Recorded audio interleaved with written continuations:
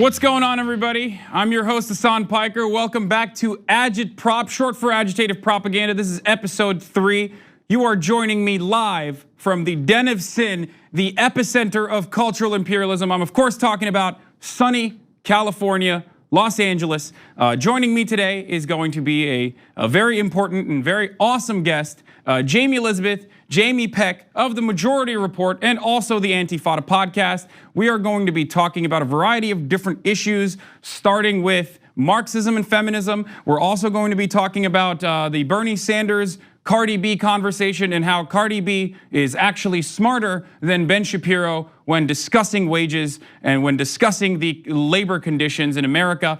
And finally, we're also going to talk about Israel and the controversial decision made by Netanyahu restricting travel of 2 congresspeople, Ilhan Omar and Rashida Tlaib, from coming into Israel. And lastly, after all of that, we're going to talk about sexual liberation and the destruction of the nuclear family with Jamie. She's going to tell us all about cultural Marxism and what these guys are talking about on the right. So let's get started. Hi, Jamie, how are you doing?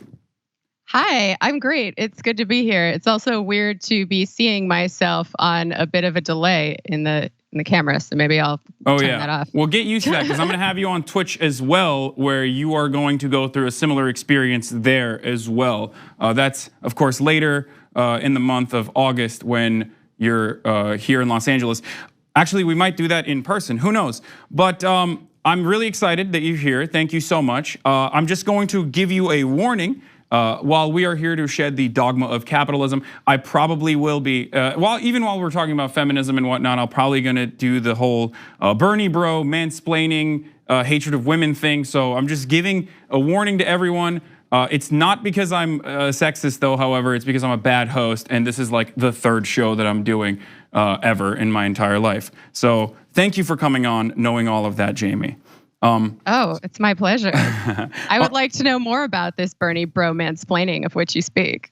Okay, well, let's get started with the ultimate Bernie bro, Karl Marx. Now, Karl Marx, and actually, before we even get to Karl Marx, let's get started with the understanding of cultural Marxism and feminism. If you go to any right-wing space on the internet, you hear from anti-SJWs that cultural Marxism and feminism are destroying the Western civilization that white working class is built together and whatnot. And there are some things that they absolutely are right about and some things that they're absolutely completely wrong about. What they're right about is, of course, the intersection of feminism and socialism. They are, while completely incorrect in their ultimate conclusion, they are somewhat correct when they talk about feminism and how it corresponds to socialism. Now, there is a distinction that I'm going to make here.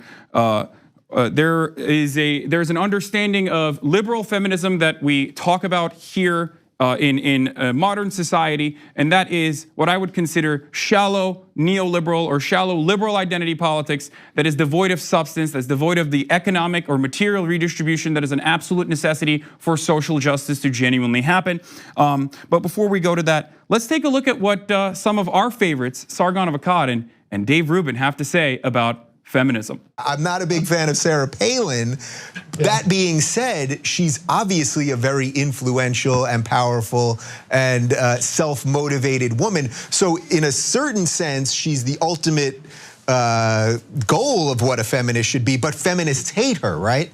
Absolutely, because she thinks wrong. That's the problem. She doesn't espouse regressive ideologies. She doesn't. I mean, if she called herself a feminist, fundamentally, she wouldn't be invoking Marxist ideas. She would be invoking sort of libertarian ideas, the sort of the strength of the individual, hard work. All these. Honestly, I think that they're not bad ideas at all. But she wouldn't be in the same camp as, say, Gloria Steinem or Bell Hooks or someone like that. Now, this is of course an idiotic approach to feminism. Feminism isn't about just giving any woman power. It's about giving all women equality, which is why I'm also not personally fond of the Hillary Clinton pantsuit style feminism where liberals oftentimes are very excited for, I don't know, female war criminals to sit on the throne of an oppressive capitalist imperial nation like the United States, rather than addressing the conditions in which all women around the world are being exploited. And really quickly, I'm going to show you what the liberal criticisms of like a more socialist feminist approach are with the famous quote, with the famous video from MSNBC. For me, as you know, again, I'm not the political analyst here, but just as a woman, probably considered a somewhat moderate Democrat, Bernie Sanders makes my skin crawl. Now, this is an example of liberals who attack socialism and leftist policies, claiming that it doesn't center women and the struggle of women in a meaningful fashion. This, of course, is incorrect if we look at any sort of historical material, starting with, well, I'm not gonna go into Marx, he was a bit of a Bernie bro, but I will go into Engels, who talked about this. Engels stresses, however, that because of the problem of unpaid housework, a private task allocated to women in their sexual division of labor of capitalism, full women's liberation can only be achieved with the development of socialism and the socialization of housework and child rearing and social services provided by the state. For this reason, most contemporary Marxists have argued that women's liberation requires feminists to join the working class struggle against capitalism. So basically, the early era Marxists centered their women's liberation or not exclusively around care work, but definitely had an outsized focus on care work, considering that was for the most part the overwhelming amount of labor that women did in that society. But of course, there were different approaches to feminism as well. I'm gonna go to the Rosa Luxemburg quote here, very famous. Monarchy and women's lack of rights have become the most important tools of the ruling capitalist class. If it were a matter of bourgeois ladies voting, the capitalist state would expect nothing but effective support for the reaction. Most of those bourgeois women who act like lionesses in the struggle against male prerogatives would trot like docile lambs in the camp of conservative and clerical reaction if they had suffrage. Now, this is rather explicit terms when we discuss the difference between bourgeois feminism and proletarian feminism. Bourgeois feminism being, of course, capitalist feminism, and proletarian feminism being, of course, the feminism of working class women. Yeah, so do you have any thoughts on this so far, Jamie? I wanna throw it to you before we keep going. Yeah, I mean, I love those quotes that you read. I very much agree with them.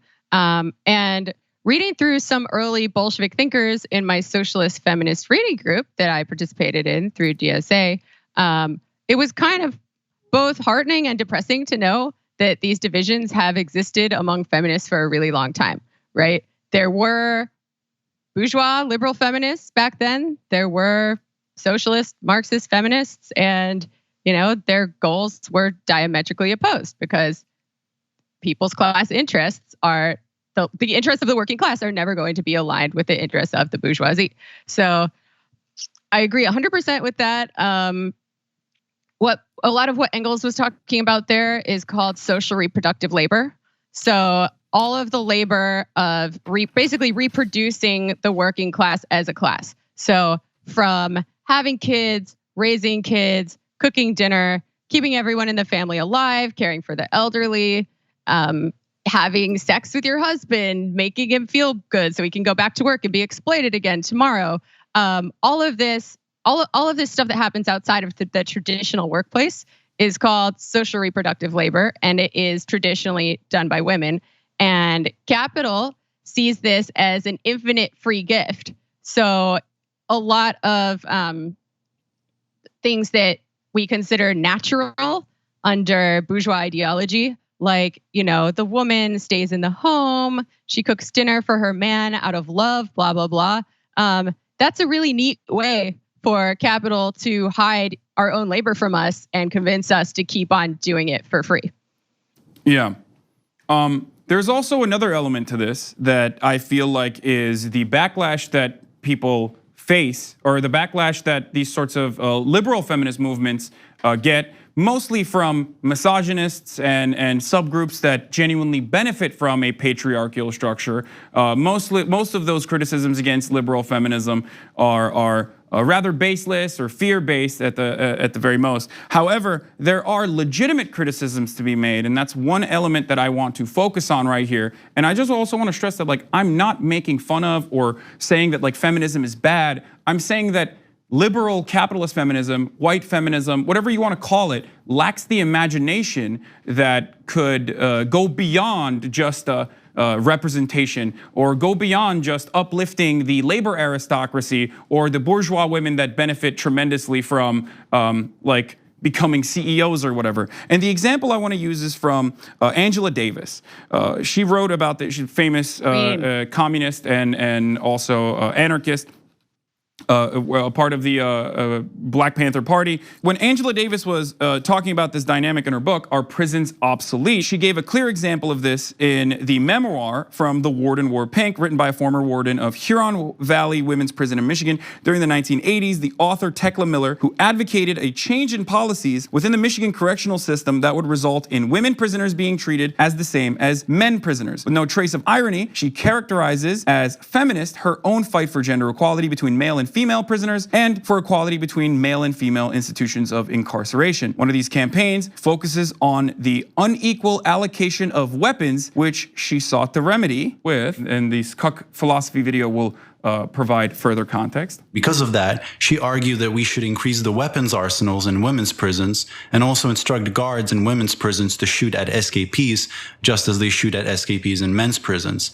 Angela Davis correctly responds, "It does not occur to Miller that a more productive version of feminism would also question the organization of state punishment for men as well. Paradoxically, demands for parity with men's prisons, instead of creating greater educational, vocational, and health opportunities for women prisoners, often have led to more repressive conditions for women." So, as I mentioned already, Tekla Miller's lack of imagination here and her misguided sense of equal representation prevents her from seeing a world beyond the current oppressive dynamic of capitalist state violence. And it leads her to advocate for conditions that are technically worse for women rather than better for all of the men. So this is at the heart of all of my criticisms of capitalist feminism or any other like capitalist advocacy that people engage in.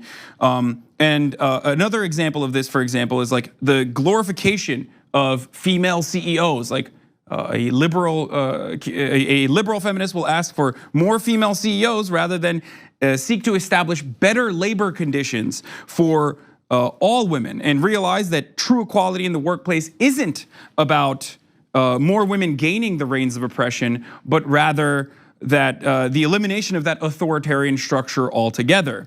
Now, I'm not saying that representation is not important. It's of course important, but social justice in the form of simple representation without economic justice is always going to fall flat, as we've seen time and time again. It's always going to fall short of what's necessary for equality, which is technically the feminist goal, I believe. And take this Nike Dream Crazier ad, for example.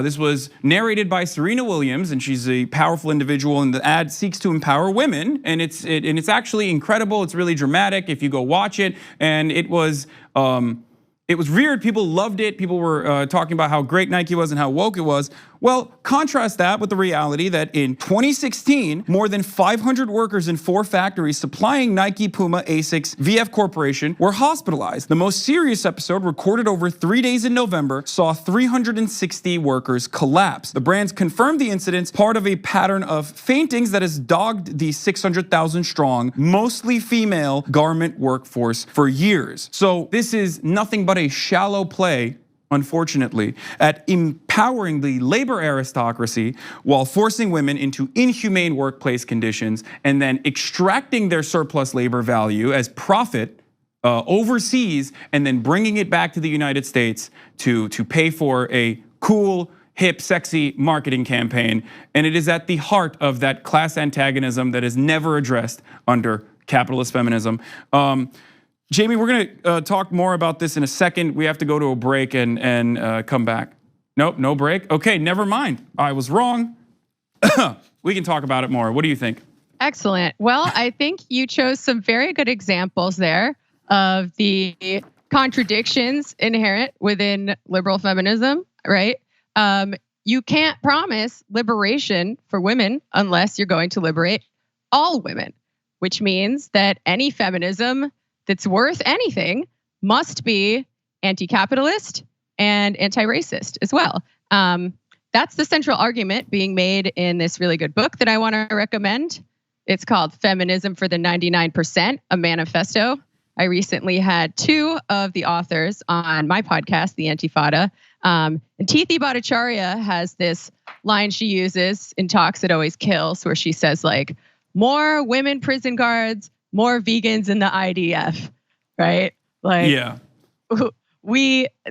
it doesn't matter to the vast majority of women on this planet and humans on this planet if we have a woman president, right? Like, another example. Well, I don't even know if I fully agree with that, by the way. I just want to put that out there, that I do think that representation is important, and like a strong female in a position of power like that can genuinely be influential. But let's not mistake that for true progress, when true progress, as you also mentioned, comes from economic liberty or economic economic liberation that comes in the form of class struggle. Sure. Absolutely, I would never try to say that it doesn't matter at all. But I think the examples that you brought up made me think about their kind of breakdown of the kinds of feminism that they don't subscribe to in this book, which are carceral feminism and femocrats, right? So carceral feminism is the idea that you can use the arm of the state, you can use state repression and state violence as a response to gender violence, right? Because as we've seen over and over again, that's going to fall disproportionately on working class people and people of color who have been traditionally repressed by the state. And it's only going to beget more violence in the long run.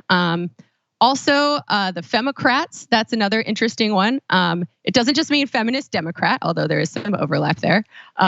Basically, this is the idea that bureaucrats, government technocrats, and kind of NGO feminists can liberate women in the developing world via microloans for entrepreneurship. And that might sound like a good idea in theory, but in practice, it has not worked out that way. It has kept women in the developing world dependent on their first world creditors, and it hasn't helped to truly liberate them. I mean, if you want to look at the kinds of working class feminism that have developed through struggle, the National Welfare Rights Organization is a really inspiring example to me from the 1970s, where we had a lot of single moms, mostly women of color, saying participation in the capitalist economy is never going to be empowering for us, because the kinds of jobs that we can get mostly involve scrubbing white women's floors and taking care of their kids. So we're going to reject that as a route to liberation entirely, and instead focus on demands to be compensated for our social reproductive labor. And this was at a time when they made the connection very clearly, because they saw their sons going to die in Vietnam fighting a war of empire for the capitalist state. So that's one really inspiring example that I like to keep in mind. Okay. That was brilliant. So with that in mind, we're gonna move into our next story now. That's a really terrible segue, and I know this doesn't seem like a natural progression, but we have a lot to cover here. So we're gonna talk about Bernie Sanders and Cardi B having a very productive conversation about all of the issues that impact American people, from healthcare to education to police brutality, but most importantly, to wage stagnation. What are we gonna do about wages in America? Good. Like, for example, like me as a New Yorker, not now, but you know, when I was not famous, I just felt like no matter how many jobs I get, I wasn't able to make ends meet. Like, I wasn't able to pay my rent, get transportation, and eat. So that's Bernie Sanders and Cardi B talking about wages in this country. They're talking about the fact that American citizens, specifically 5%, according to the latest National Bureau of Statistics, of the American labor force, having to work multiple jobs. They're also talking about the reality that minimum wage is far too low for living wages. And I thought that this was a unique conversation, especially considering that even at some points, Cardi B talks about the fact that the low unemployment numbers are not really a reasonable metric to determine whether we truly have a robust economy or we truly have a successful economy, which I thought was very interesting because a lot of people immediately, of course, hyper-focused on Cardi B being a rapper or Cardi B and her grammar or whatever. And this is important for me especially because I think that like people who have experienced being low-wage employees or people who have experienced living in economic struggle probably have a better understanding of how the economy impacts them in a negative fashion, regardless of whether or not they're able to communicate those problems in the most palatable way possible. And I want to contrast that now with an intellectual giant like Ben Shapiro, who recently had something to say about the necessity of structural change at a time when millions of Americans have to work multiple jobs to survive. Well, the fact is that if you had to work more than one job to have a roof over your head or food on the table, you probably shouldn't have taken the job that's not paying you enough. Yeah, of course. It's stupid to work a job that doesn't pay you well, stupid. Why don't you go find a job that pays you better, stupid? That's Ben Shapiro's entire shtick.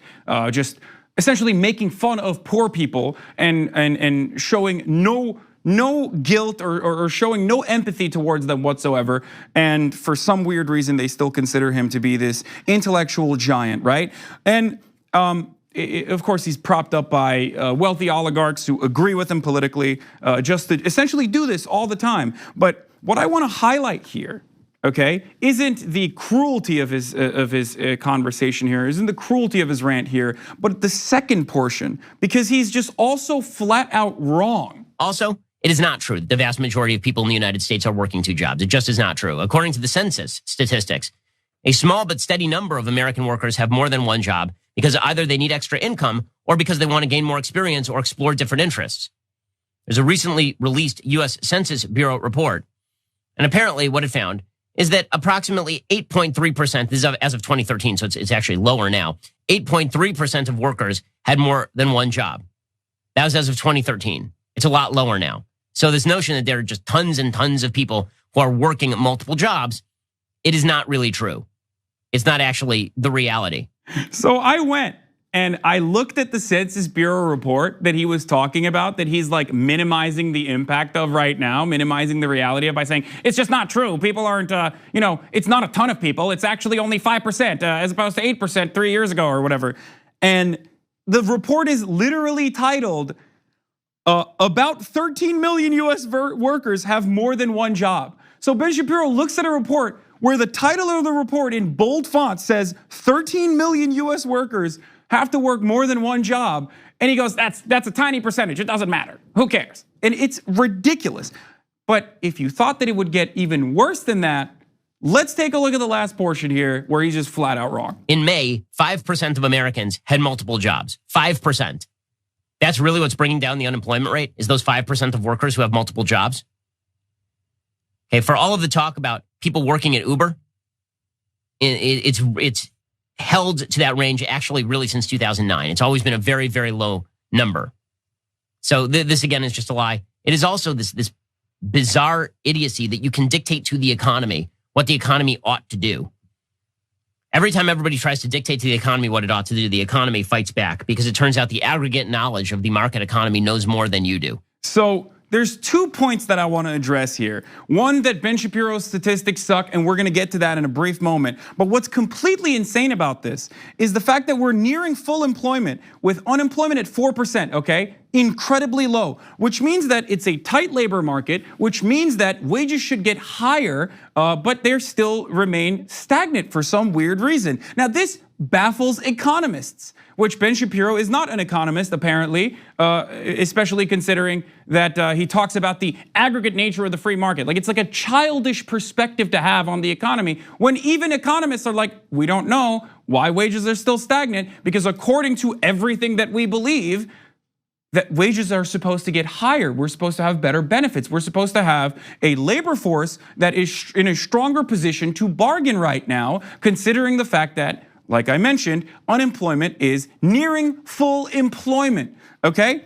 So that's one issue that I wanted to just quickly go through. And obviously there's an answer for this, but it's literally everything that Ben Shapiro advocates against. It's the fact that capital has won and labor has lost. And it has happened throughout the 70s. It's an ongoing battle between capital and labor, but capital has absolutely won in like the past 4 or 5 decades when we talk about the difference between wage growth versus productivity growth. And you see that significant difference. And people like Ben Shapiro have been advocating for that kind of market correction that benefits owners of capital in the form of Supreme Court decisions like Janus, for example, or like right to work laws. Like all of these things that Ben Shapiro and others like Ben Shapiro have advocated for are technically market corrections that benefit capital. What Ben Shapiro opposes here in quite a foolish fashion is market corrections that favor labor, that favor labor over the interests of capital.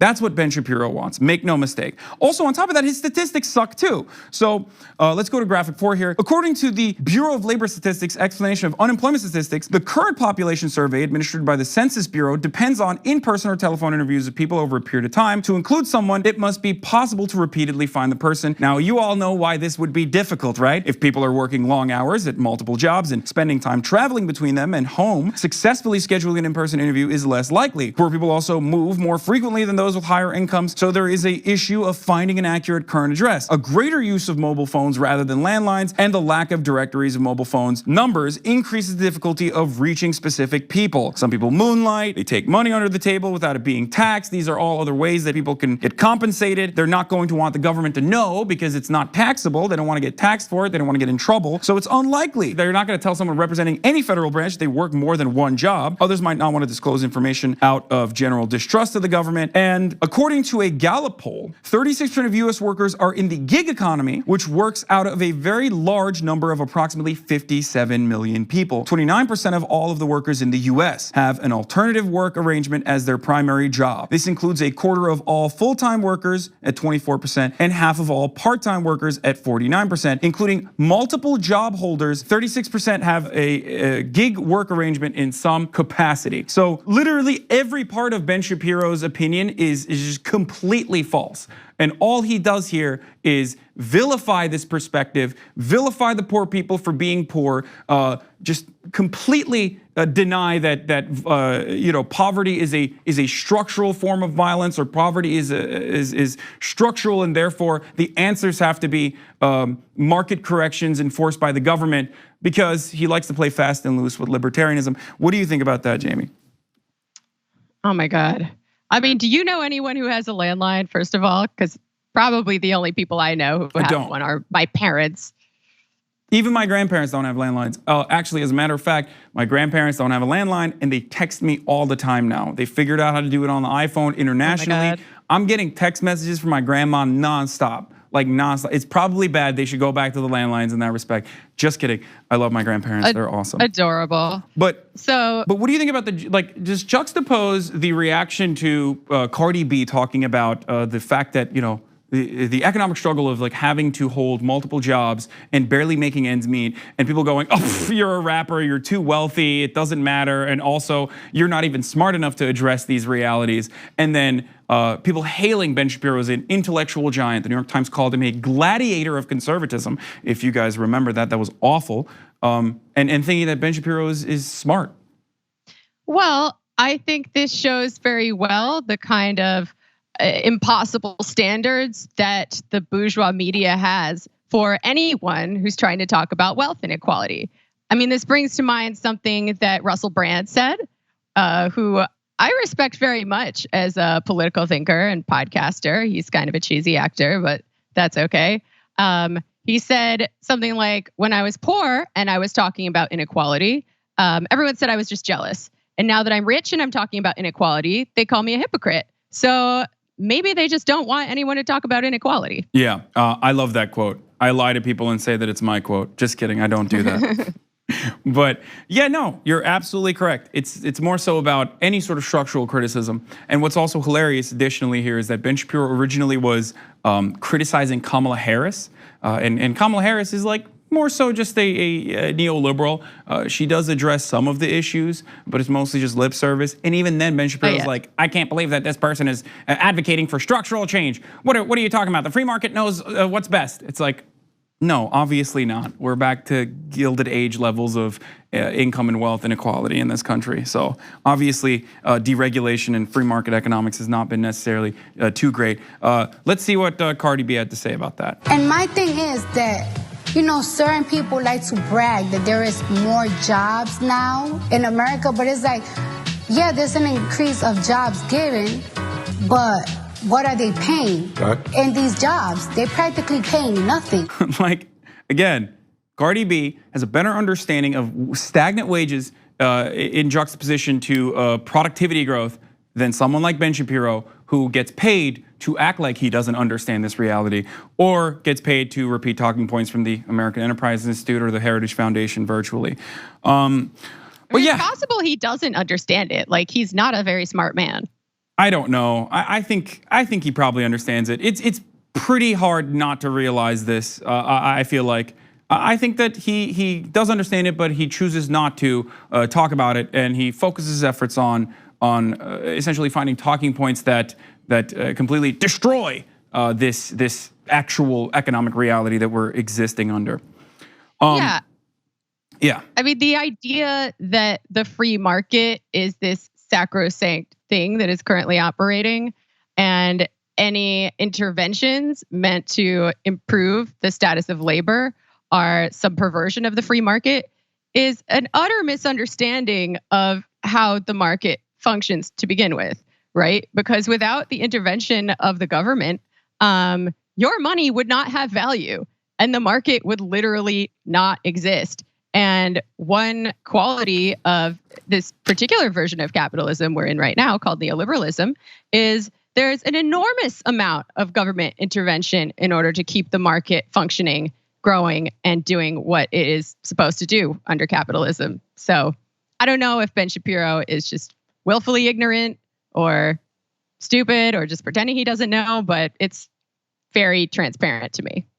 Yeah, well, it's also interesting to consider, of course, when you realize that Ben Shapiro has had, of course, a relatively affluent upbringing and got propped up by wealthy people who have similar opinions to him. For example, when Shapiro came to Hollywood from small town Texas in the early 2000s, he worked for a bit as a talent manager and somehow ended up becoming housemates with Chuck star Zachary Levi. Life was basically getting free food and playing video games in Zach's dressing room for several years, he recalled. It was in this hostile environment at the apex of heady Obama years that Shapiro and Daily Wire executive Jeremy Boring, both budding culture warriors, were introduced by Andrew Breitbart, and Breitbart got the idea that he should start big Hollywood and give a voice to whoever in this organization and outside of it might want to speak their minds politically. Boring said, estimating that when the site was launched in 2008, about 80% of its content came from people he met through friends of Abe. He's been in the right place at the right time, and I don't think, like, I mean, I think he works hard, but the reality is he works hard to, again, benefit the interests of those who own capital. But let's move on to our next story. I feel like we're rushing too hard through these stories, but we're now going to talk about Netanyahu blocking Ilhan Omar and Rashida Tlaib from visiting Israel. So Ilhan Omar and Rashida Tlaib were blocked from visiting Israel at the request of Israeli Prime Minister Donald Trump. Just kidding, at Netanyahu. But this was after Donald Trump asked for them to not travel to Israel. Donald Trump's team originally denied it, and then Donald Trump tweeted it out. So then that immediately meant that, you know, Donald Trump was lying once again. It happened coincidentally at the same time, basically. And it was so controversial that even AIPAC decided that this was ridiculous and inappropriate. Even supporters of anti-BDS legislation backed by AIPAC, like Marco Rubio, criticized the Israeli government for doing this. Now, the Israeli government has done this before for different student activists who are also supporters of BDS. But what I wanted to get into from here is the fact that Donald Trump inappropriately, quite frequently claims that Ilhan Omar and Rashida Tlaib are anti-Semitic, and this is an ongoing criticism that we hear in media all the time against anyone who dare criticize the state of Israel or anything that the state of Israel does, any of the violations that the state of Israel commits in regards to their treatment of Palestinian people under their, I guess, sovereignty at this point. When we consider Gaza, which is like the largest open air prison on the planet, or settler terrorism in the West Bank, Israel is doing numerous atrocious things, and criticizing this essentially apartheid government is absolutely something that we should be doing. But for some weird reason, there's always the backlash, a deflection away from any sort of valid criticism by calling all of these criticisms anti-Semitic. Now, does anti-Semitism exist? Of course. Let's take a look at some of the things that Trump has done, for example, in regards to being anti-Semitic. This is a tweet from 2013, okay, where Trump says, "I promise you that I'm much smarter than Jonathan Leibowitz. I mean Jon Stewart at The Daily Show, who, by the way, is totally overrated." Now, this is a practice that Nazis engage in quite frequently. It stems from this conspiracy theory that Jewish people control the media or whatever. It's like literally anti-Semitism. It's actual anti-Semitism to be like, look how different, look at this guy hiding that he's Jewish by using a more WASP-sounding last name. Like, that's real anti-Semitism. But it doesn't end there. Obviously, Trump has done numerous other things in regards to being anti-Semitic. He told Republican Jews, "I don't want your money." In a speech in Washington to the Republican Jewish Coalition last December, Trump appears to traffic in stereotypes about Jews, where he said, "You're not going to support me because I don't want your money," he told the Jewish audience. He also said, "Is there anyone in this room who doesn't negotiate deals? Probably more than any other room I've ever spoken in." Then you have the famous, very fine people on both sides, where he said the people that were screaming blood and soil and their sympathizers, and the people who were screaming Jews will not replace us, and their sympathizers were very fine people, just totally normal stuff, definitely not anti-Semitic. He also muddled the message on David Duke, who's a very famous white supremacist and former Grand Wizard of the Ku Klux Klan. Said after David Duke said he supports Donald Trump, he was asked about it by Jake Tapper, and he basically said, "Oh, he endorsed me, like I don't know who that guy is," lying. And then, especially considering that in 2010, I believe, a couple years before this, he had all the knowledge in the world about David Duke, and he had criticized them for being a white supremacist and a racist. And then lastly, he champions the America First narrative, which is, a prominent spokesman of that narrative was aviator Charles Lindbergh, an avowed anti-Semite. History repeats itself, sometimes quite literally. And what I mean, of course, by that is that this support for like Israel and human rights violations committed by Israel from Donald Trump in the America First narrative, all of that was it just reminded me of the Ronald Reagan era support, of Ronald Reagan's support for the apartheid government of South Africa. Now, famously, when Jesse Jackson went to South Africa, there was a similar backlash from that government because he was obviously speaking out against apartheid, which we could consider is basically what's happening in Israel right now. And the BDS support, whether you agree with the ultimate goal of BDS or not, whether you find it to be controversial, the reality is that it is technically a civil disobedience campaign of boycotting, divesting, and putting sanctions on the state of Israel until they stop committing human rights abuses on Gazan people, the people of Gaza, and also Palestinians as a whole. So, yeah, the fact that this final thing happened where American congresspeople were barred from entering Israel is preposterous. Bernie Sanders had a very brave take on it. Let's take a look. The idea that a member of the United States Congress cannot visit a nation, which, by the way, we support to the tune of billions and billions of dollars, is clearly an outrage.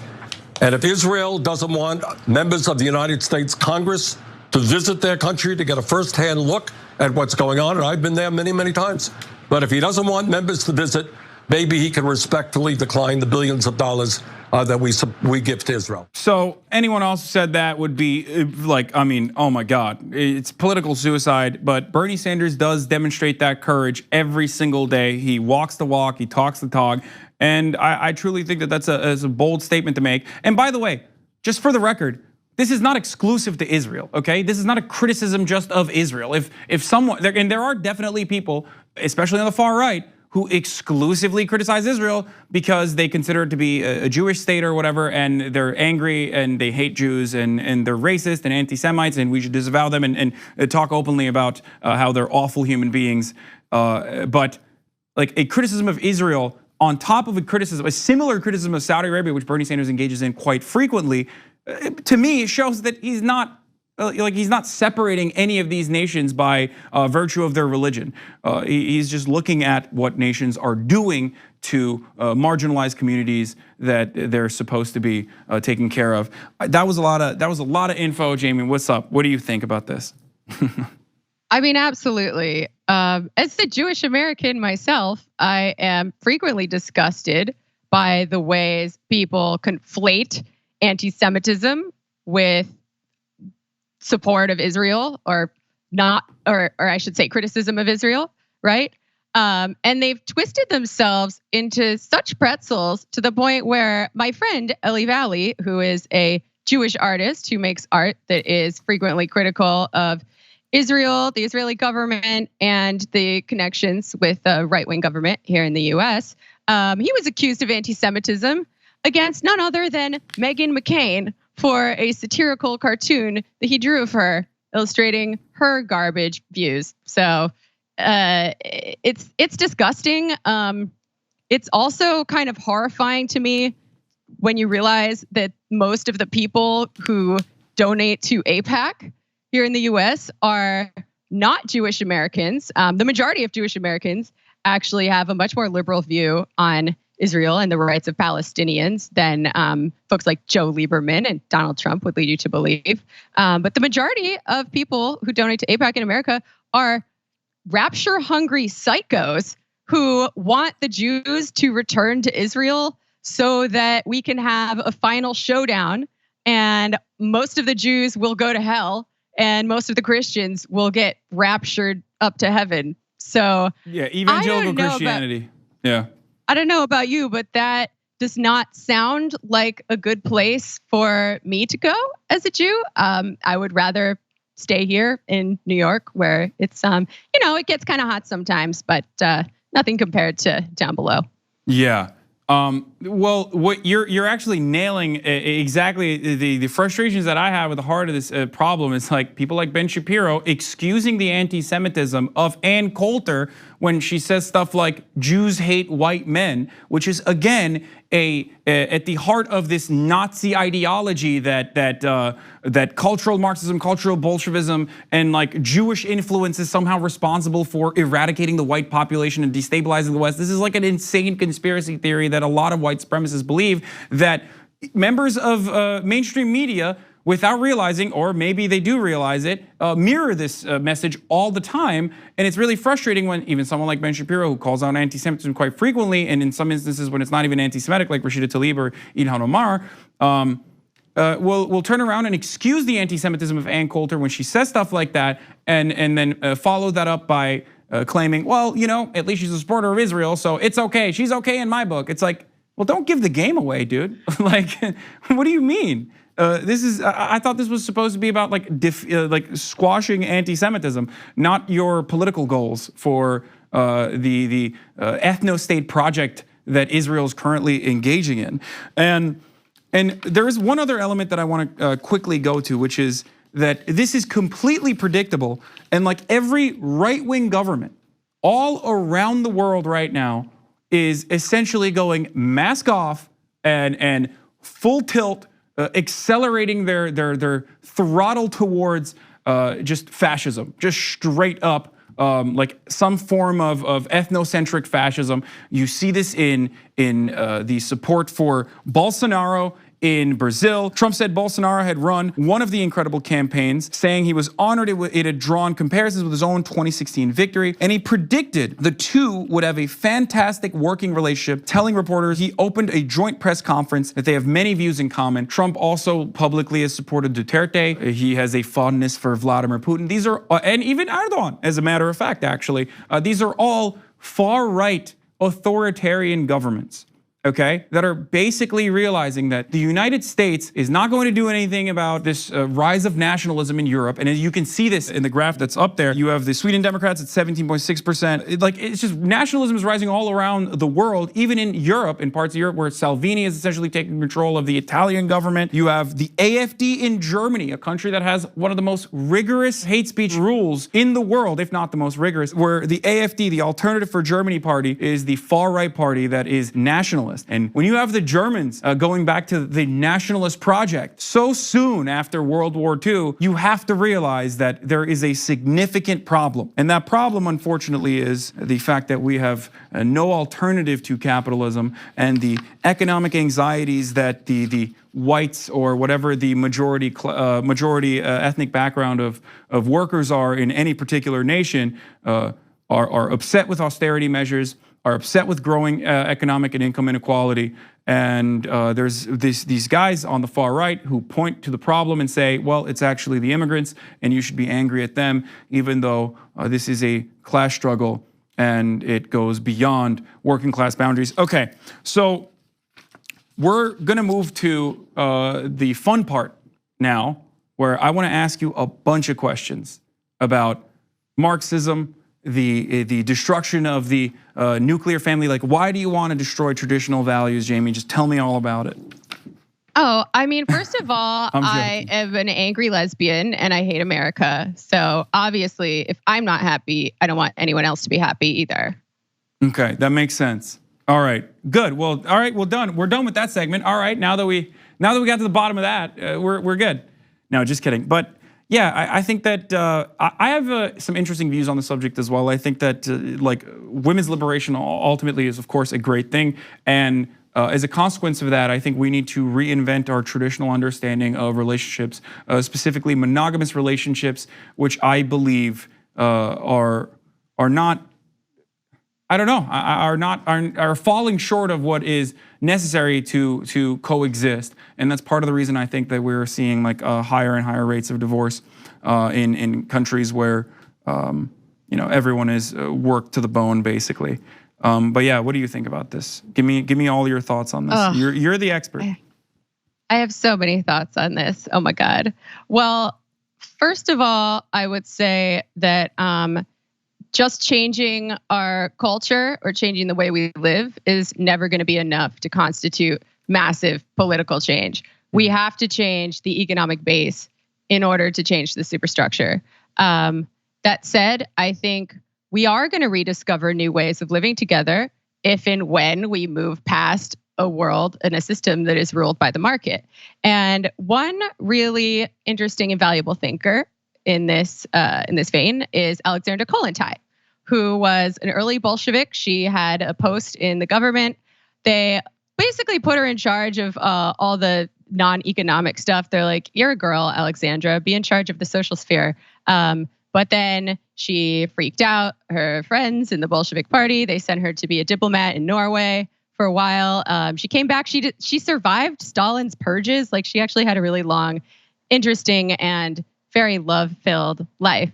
But the essay that I want to talk about right now is something that she wrote in, what's the date here?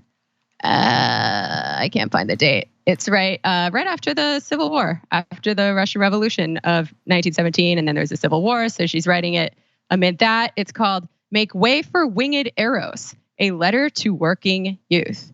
And in this very valuable and enduringly charming essay, she talks about the kinds of relationships that were happening between mostly men and women, right? It's kind of not that woke to LGBT issues in 1917. You can imagine that people wouldn't be. But she talks about the kind of love that exists under capitalism and the kind of love that we might be able to rebuild in a better way under communism.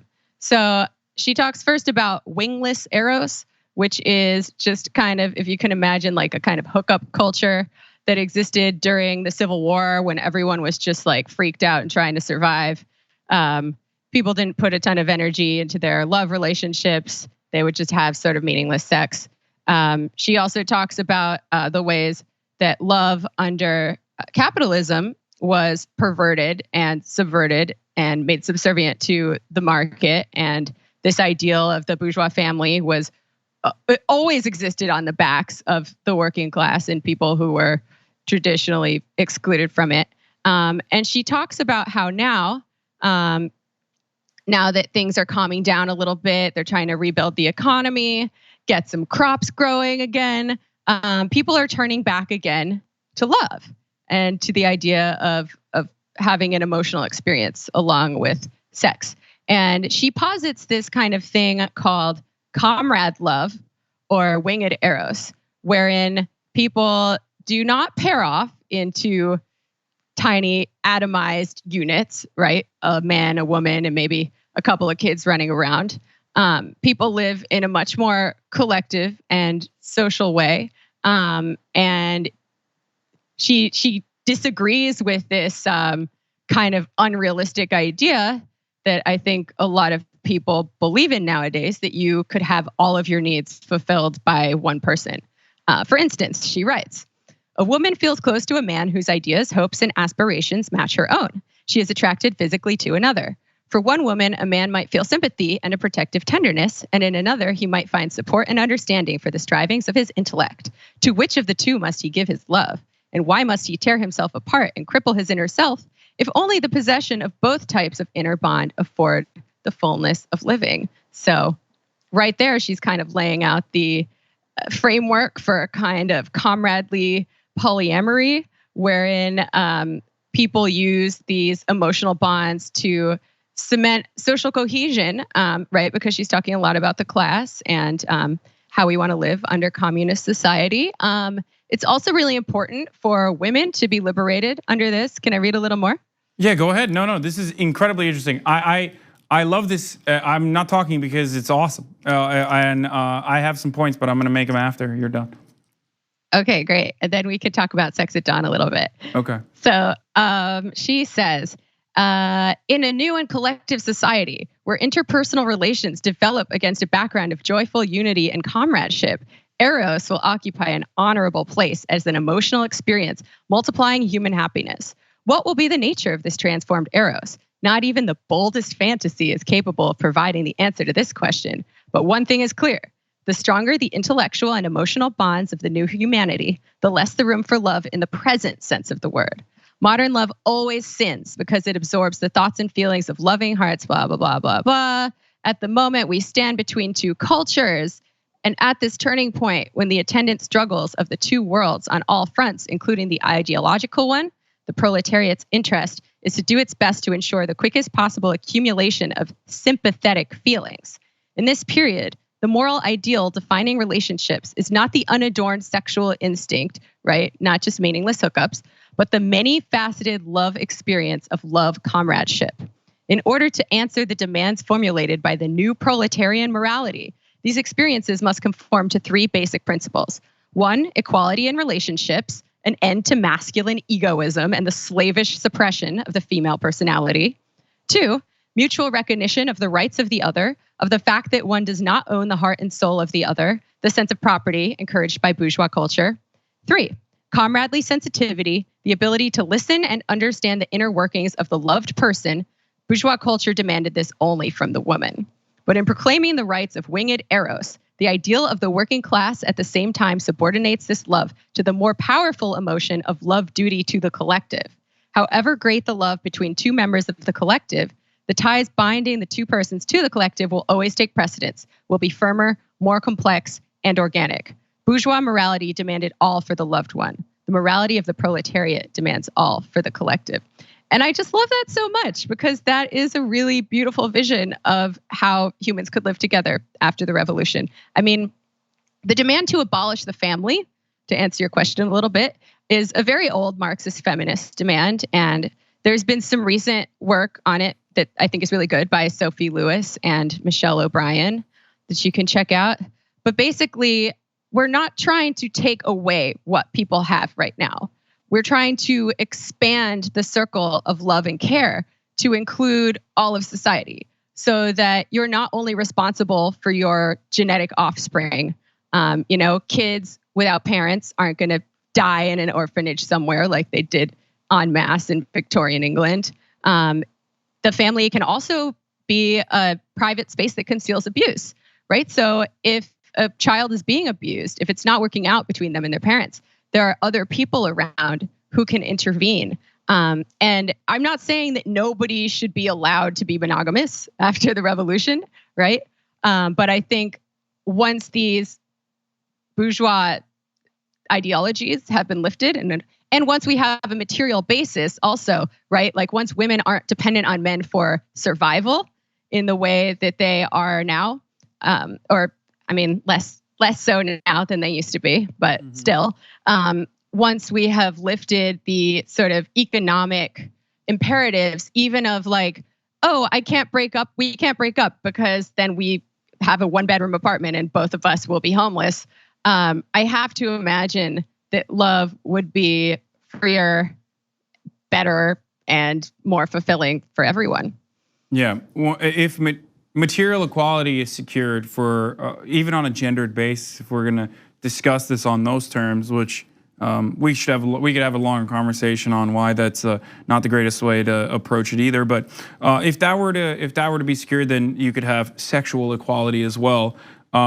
And why allow just the bourgeois to have a decadent sexual exploration period, and that everyone should be able to do that? But if, like you mentioned, we're too busy with our heads down, working as mere cogs in this machine where we have no say over our lives, then we don't have any sort of liberty in any sense of the word. And that's precisely what I seek to address here and explain to people, that the freedom that we perceive, that we have, is not a real one, both in a sexual sense even, and also in the sense of being in a loving relationship, and also, of course, in the material sense of the word.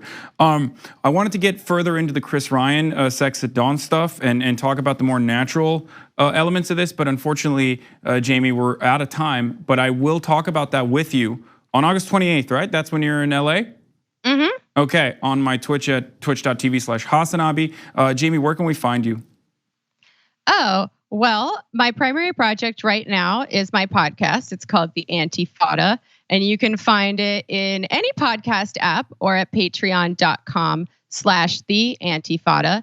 We put out a free episode every week. We put out a bonus for our patrons more weeks than not.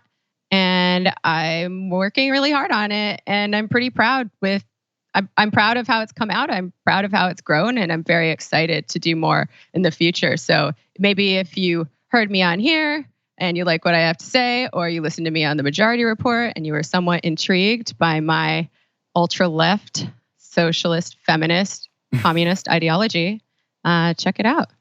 Hell yeah. No, that was awesome. And thank you so much for coming and enlightening us. This was an incredible experience. And thank you guys for watching. All right. Thank you so much for having me. Yeah. All right, well, that is gonna be all for today. I'm still trying to figure out exactly how to do like a sign off. Once I figure that out, I'm gonna do one of those things and I'm gonna start signing off in that way. But in the meantime, I'm Hasan Piker and this is Agitative Propaganda, Agit Prop, and the 4th episode is going to be really awesome. I hope you guys can tune into that this next upcoming Tuesday. The first half of that is with Michael Brooks, and then the second half behind a paywall is going to be with Mehdi Hasan. Of course, if you want to, you're all members, so you're gonna see this, but if we're paywalling this maybe, or if we're pirating this on the internet, you should probably become a member by going to tyt.com/agitprop if you want to support TYT and support myself and help continue the show. Then go there, it's only $5 a month, and you'll be able to get to see the Mehdi Hasan interview on Tuesday after the Michael Brooks interview.